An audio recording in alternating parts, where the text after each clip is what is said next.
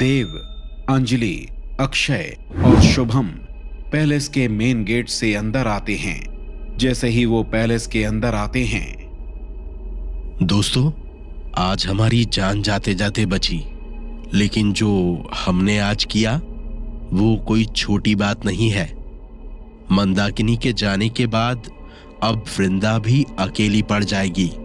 मुझे पूरा यकीन है जल्दी ही हमें वृंदा से भी हमेशा के लिए छुटकारा मिल जाएगा।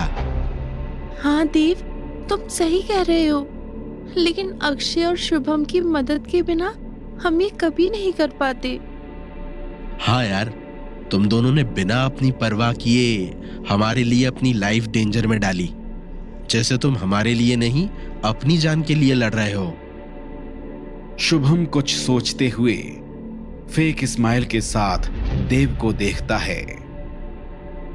तुम लोग भी ना यार, तुम हमारे दोस्त हो, तुम्हारे लिए कुछ भी। अब जल्दी चलो, हम सबको रेस्ट की भी जरूरत है। जैसे ही वो लोग पैलेस के अंदर जाते हैं, तुम सब इतनी रात को कहाँ गए थे? मुझे बताया भी नहीं। कुछ खास नहीं शिल्पा, हम लोग बस कहीं घूमने गए थे, आने में काफी देरी हो गई। क्या तुम लोगों को एक बार मुझसे पूछना भी जरूरी नहीं लगा? शिल्पा वो अब बस करो अक्षय, और कितना झूठ बोलोगे? मैं कब से नोटिस कर रही हूँ, हर बार तुम सब कोई ना कोई बहाना बनाकर मुझे यहाँ अकेले छोड़कर चले जाते हो, और मेरे आते ही तुम लोग अपनी बातें बदल देते हो। मुझे शुरू से ही पता है कि तुम सब मुझसे कुछ छिपा रहे हो। शिल्पा, तुम गलत समझ रही हो, बात ऐसी नहीं है।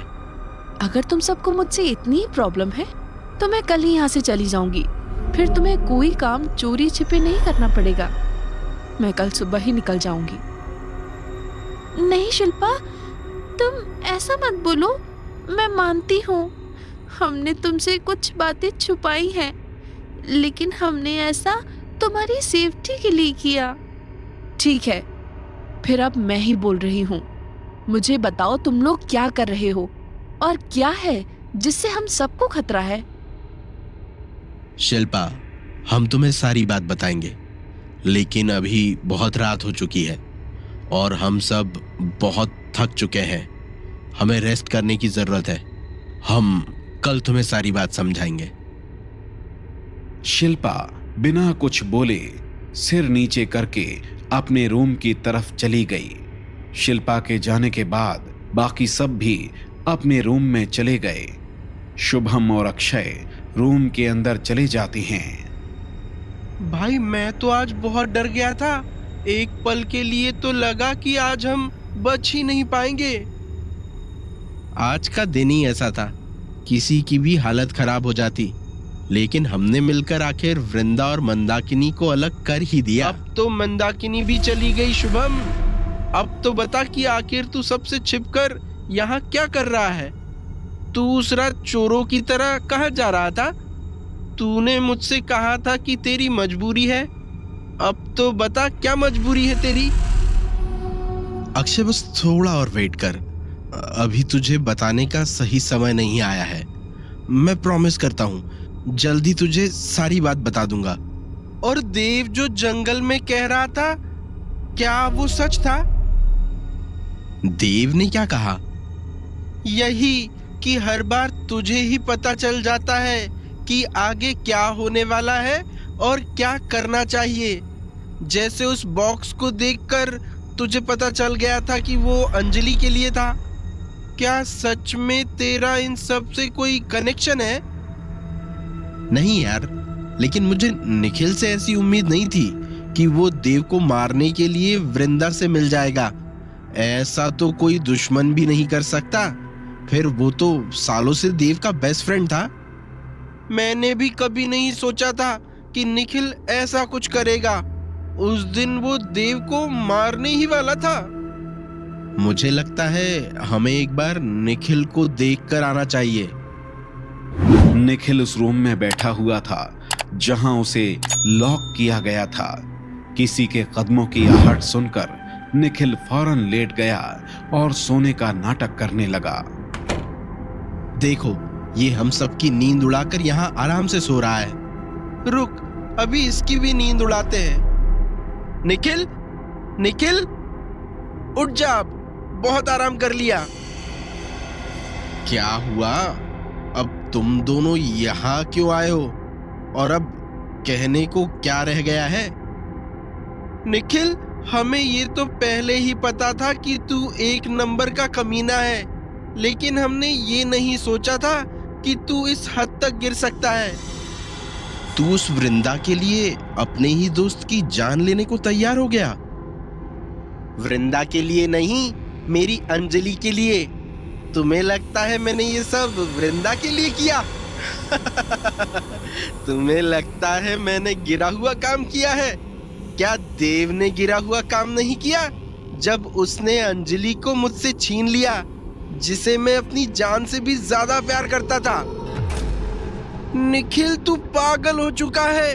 हम सबको पता है देव और अंजलि एक दूसरे से कितना प्यार करते हैं। हाँ, तूने ठीक कहा।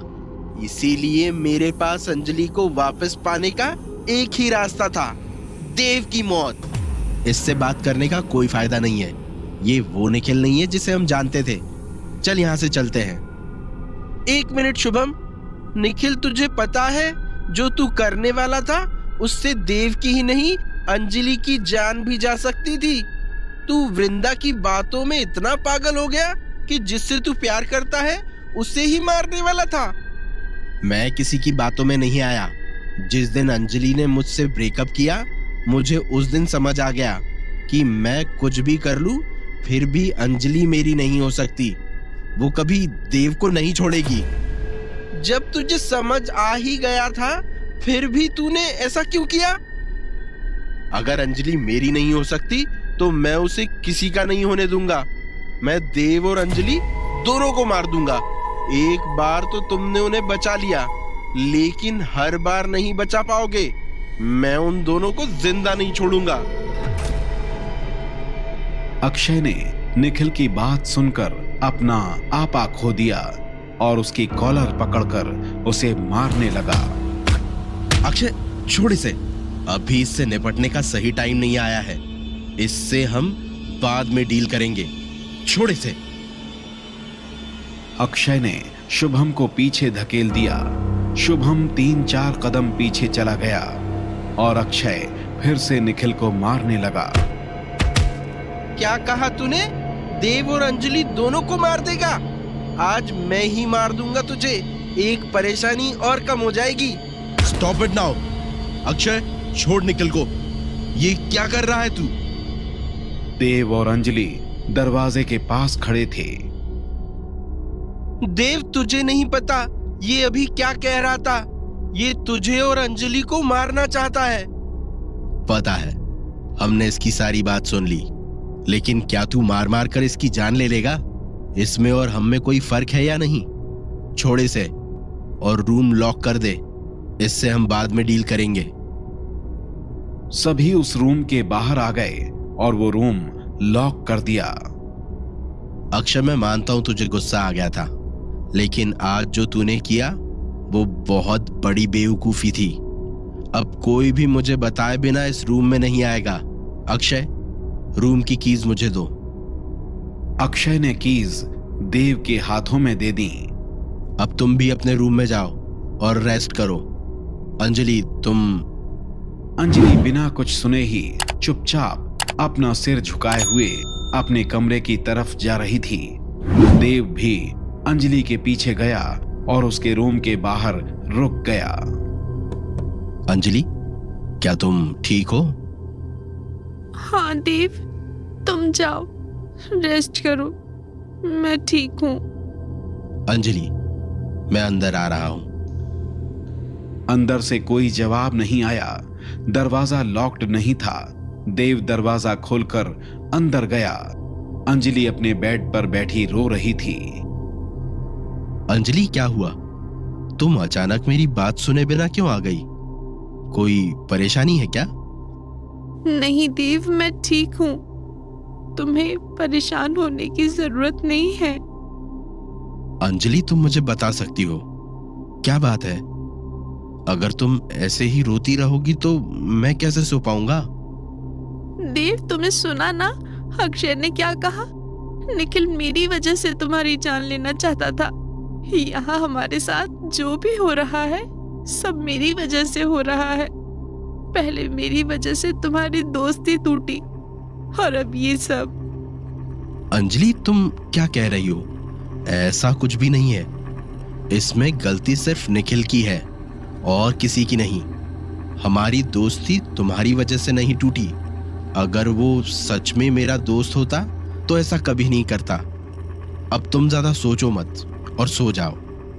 हमें आराम की बहुत जरूरत है और आज का दिन सबके लिए बहुत मुश्किल रहा है। अगर किसी चीज की जरूरत हो तो मुझे बुला लेना। अकेली रोते मत रहना। अंजलि ने देव की आंखों में देखा और उसके चेहरे पर स्माइल आ गई।